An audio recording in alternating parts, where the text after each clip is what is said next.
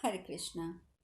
जन्मे जी ने पूछा, मुने, इस प्रकार वन में रहकर सर्दी, गर्मी, हवा और धूप का कष्ट सहने के कारण जिनके शरीर अत्यंत कृश हो गए थे, उन नरेश्वर पांडवों ने पवित्र द्वैत वन में पूर्वोक्त सरोवर के पास पहुंचकर फिर कौन सा कार्य किया। यह सुनकर वैशंपायन जी बोले, राजन, उस रमणीय सरोवर पर आकर पांडवों ने वहां आए हुए जन समुदाय को विदा कर दिया और अपने रहने के लिए कुटी बनाकर वे आसपास के रमणीय वनों, पर्वतों तथा नदी के तट प्रदेशों में विचरने लगे। इस तरह वन में रहते हुए उन वीर शिरोमणि पांडवों के पास बहुत से स्वाध्यायशील वेदवेत्ता एवं पुरातन तपस्वी ब्राह्मण आते थे और वे नरश्रेष्ठ पांडव उनकी यथोचित सेवा करते थे। तदंतर किसी समय कथा वार्ता में कुशल एक ब्राह्मण उस वन्य भूमि में पांडवों के पास आया और उनसे मिलकर वह घूमता घामता आक्स्कमात राजा धृतराष्ट्र के दरबार में पहुंचा। कुरुकुल में श्रेष्ठ एवं वयोवृद्ध राजा धृतराष्ट्र ने उसका बहुत आदर सत्कार किया। जब वह आसन पर बैठ गया तब महाराज के पूछने पर युधिष्ठिर, भीमसेन, अर्जुन, नकुल, सहदेव के समाचार सुनाने लगा। उसने बताया, इस समय पांडव हवा और गर्मी आदि का कष्ट सहन करने के कारण अत्यंत कृश हो गए हैं, भयंकर दुख के मुंह में पड़ गए हैं और वीर पत्नी द्रौपदी भी अनाथ की भांति सब ओर से क्लेश ही क्लेश भोग रही है। ब्राह्मण की ये बातें सुनकर विचित्र वीर नंदन राजा धृतराष्ट्र दया से द्रवित होकर दुखी हो गए। जब उन्होंने सुना कि राजा के पुत्र और पौत्र होकर भी पांडव इस प्रकार के दुख की नदी में डूबे हैं, तब उनका हृदय करुणा से भर गया और वे लंबी लंबी सांसें खींचते हुए इस प्रकार धैर्य धारण करके सब कुछ अपनी ही करतूत का परिणाम समझकर वह बोले, अहो, जो मेरे सभी पुत्रों में बड़े और सत्यवादी, पवित्र और सदाचारी हैं तथा जो पहले रंकू मृग नरम रों से बने हुए बिछौनों पर सोया करते थे, वे अजात शत्रु धर्मराज युधिष्ठिर आजकल भूमि पर कैसे शयन करते होंगे। जिन्हें कभी मग्नों और सूतों का समुदाय प्रतिदिन स्तुति पाठ करके जगाता था, जो साक्षात इंद्र की भांति समान और पराक्रमी है, वे ही राजा युधिष्ठिर निश्चय ही अब भूमि पर सोते और पक्षियों के कलरव को सुनकर रात के पिछले पहर में ही जागते होंगे। भीमसेन का शरीर हवा और धूप का कष्ट सहने के कारण अत्यंत दुर्बल हो गया होगा।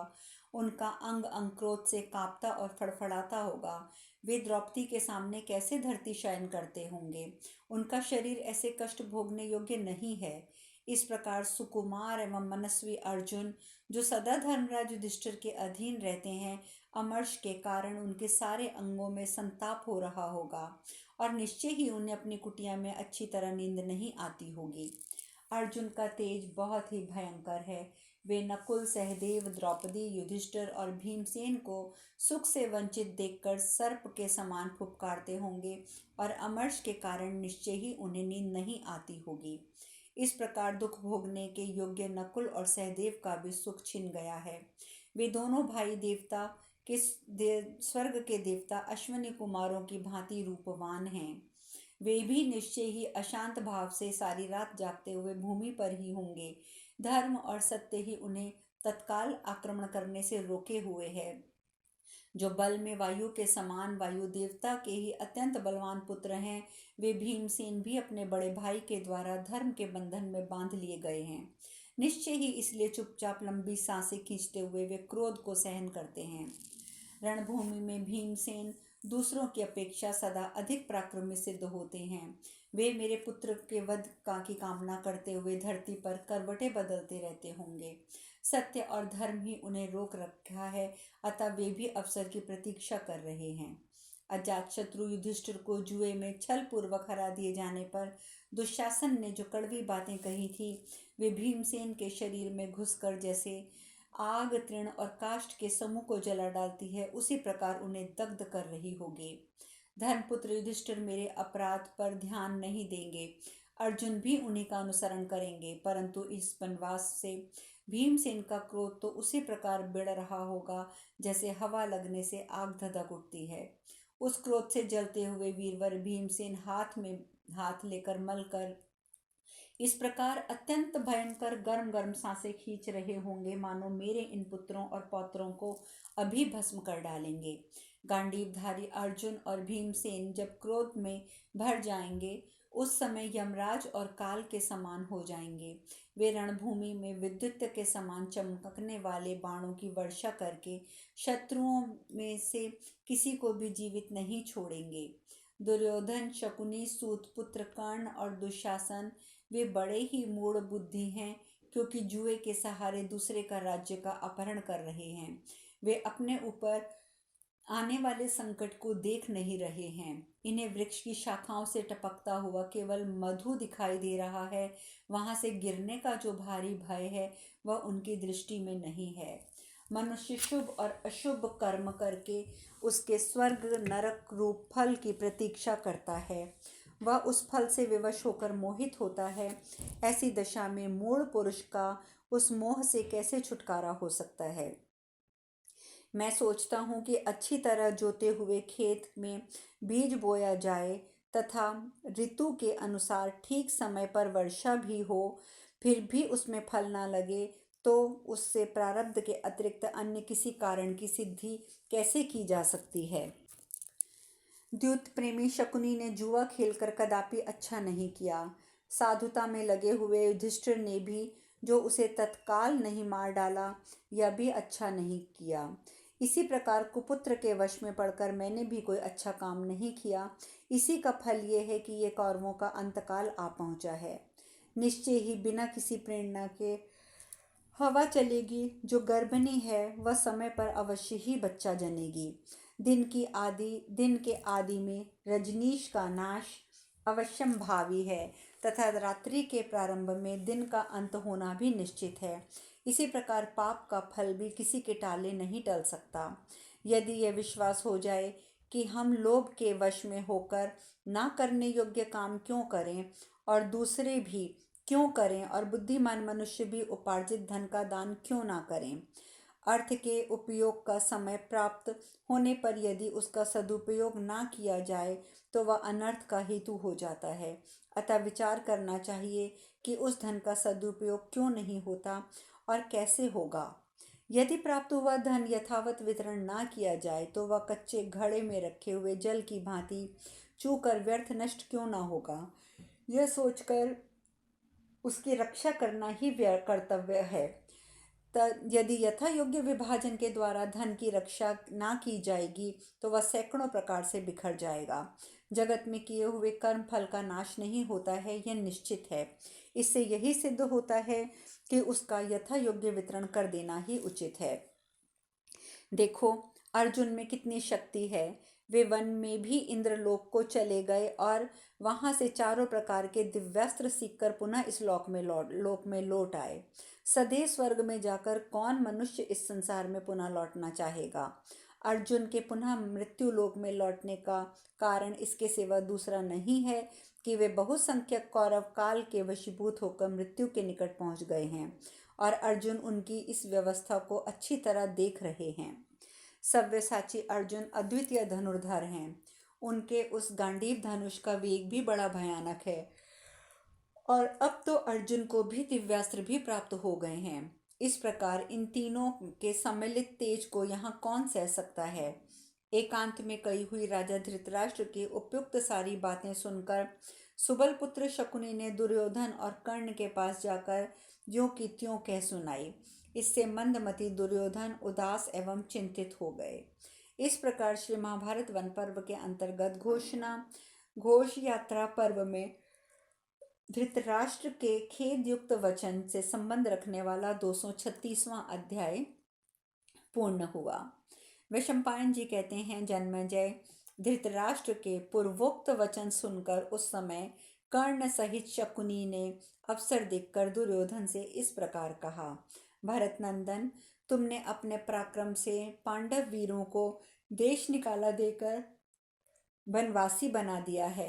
अब तुम स्वर्ग में इंद्र की भांति अकेले ही इस पृथ्वी का राज्य भोगो।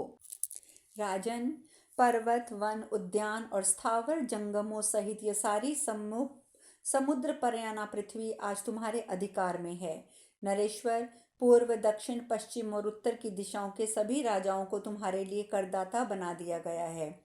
राजन, जो दीप्तिमती श्री पहले पांडवों की सेवा करती थी, वही आज भाइयों सहित तुम्हारे अधिकार में आ गई है। महाराज, इंद्रप्रस्थ में जाने पर युधिष्ठिर के यहाँ हम लोग जिस राजलक्ष्मी को प्रकाशित होता देखते हैं, वही आज तुम्हारे यहाँ उद्भासित होती दिखाई देती है। राजेंद्र, तुम्हारे शत्रु शीघ्र ही शोक से दीन और दुर्बल हो गए हैं। महाबाहो, तुमने राजा युधिष्ठिर के इन से इस लक्ष्मी को अपने बुद्धि बल से छीन लिया है, अतः अब तुम्हारे यहाँ ये प्रकाशित होती दिखाई दे रही है। शत्रु वीरों का संहार करने वाले महाराज, इस प्रकार सब राजा अपने को किंकर बताते हुए आपकी आज्ञा के अधीन रहते हैं। राजन, इस समय ये सारी समुद्र वासना पृथ्वी देवी, पर्वत, वन, ग्राम, नगर, खानों के साथ तुम्हारे अधिकार में आ गई है। यह नाना प्रकार के प्रदेशों से युक्त और पर्वतों से सुशोभित है। नाना प्रकार की ध्वज पताकाओं से चिन्हित इस भूतल पर कितने ही समृद्धिशाली राष्ट्र हैं और वहां बहुत सी विशाल सेनाएं संगठित हैं। राजन, तुम अपने पुरुषार्थ से द्विजों द्वारा सम्मानित और राजाओं द्वारा पूजित होकर स्वर्ग एवं देवताओं में अंशुमाली सूर्य की भांति इस भूतल पर प्रकाशित हो रहे हो। महाराज, जिस प्रकार रुद्रों से यमराज, मरुदगणों से इंद्र और नक्षत्रों से उनके स्वामी चंद्रमा की शोभा होती है, उसी प्रकार कौरवों से घिरे हुए तुम शोभा पा रहे हो। जिन्होंने तुम्हारी आज्ञा का आदर नहीं किया है, जो तुम्हारे शासन के में नहीं है, उन पांडवों की दशा हम प्रत्यक्ष देख रहे हैं। वे राजलक्ष्मी से वंचित हो वन में निवास करते हैं। महाराज, सुनने में आया है कि पांडव लोग द्वैत वन के में सरोवर के तट पर वनवासी ब्राह्मणों के साथ रहते हैं। महाराज, तुम उत्कृष्ट राजलक्ष्मी से सुशोभित होकर वहां चलो और जैसे सूर्य अपने तेज से जगत को संतप्त करता है, उसी प्रकार पांडु पुत्रों को संताप दो। इस समय तुम राजा के पद पर प्रतिष्ठित हो, पांडव राज्य में भ्रष्ट हो गए हैं। तुम श्री संपन्न हो और श्रीहीन हो। तुम समृद्धिशाली हो, वे निर्धन हैं। तुम श्री संपन्न हो, वे श्रीहीन हैं। नरेश्वर, तुम इसी दशा में चलकर पांडवों को देखो। पांडव तुम्हें नहुष नंदन जयताति की भांति भांति महान वंश से उत्पन्न तथा परम मंगलमयी स्थिति में प्रतिष्ठित देखें। प्रजापालक नरेश, पुरुष में प्रकाशित होने वाली जिस लक्ष्मी को उसके सुहृदय और शत्रु दोनों देखते हैं, वही सबल होती है। जैसे पर्वत की चोटी पर खड़ा हुआ मनुष्य भूतल पर स्थित हुई सभी वस्तुओं को नीची और छोटी देखता है, उसी प्रकार जो मनुष्य पुरुष एवं सुख में रहकर शत्रुओं को संकट में पड़ा हुआ देखता है, उसके लिए इससे बढ़कर सुख की बात और क्या होगी। निर्श्रेष्ठ, मनुष्य को अपने शत्रुओं की दुर्दशा देखने से जो प्रसन्नता प्राप्त होती है, वह धन, पुत्र और अन्य राज्य मिलने से नहीं होती। हम लोगों से जो भी सिद्ध मनोरथ होकर आश्रम में अर्जुन को वल्कल और मृगछाल पहने देखेगा, उसे कौन सा सुख नहीं मिल जाएगा। तुम्हारी रानियां सुंदर साड़ियां पहनकर चलें और वन में वल्कल और मृगचर्प लपेटे हुए दुख में डूबी हुई द्रुपद कुमारी कृष्णा को देखें और द्रौपदी भी इन्हें देखकर बार बार संताप करे। वह धन से वंचित हुए अपनी आत्मा और जीवन की निंदा करे, उन्हें बार बार धिक्कारे। सभा में उसके साथ जो बर्ताव किया गया है, उससे उसके हृदय में इतना दुख नहीं हुआ होगा जितना कि तुम्हारी रानियों को वस्त्र आभूषणों से विभूषित होकर देखने से हो सकता है। वैशंपायन जी कहते हैं, जन्मेजय, शकुनि और कर्ण दोनों राजा दुर्योधन से ऐसा कहकर अपनी बात पूरी होने पर चुप हो गए।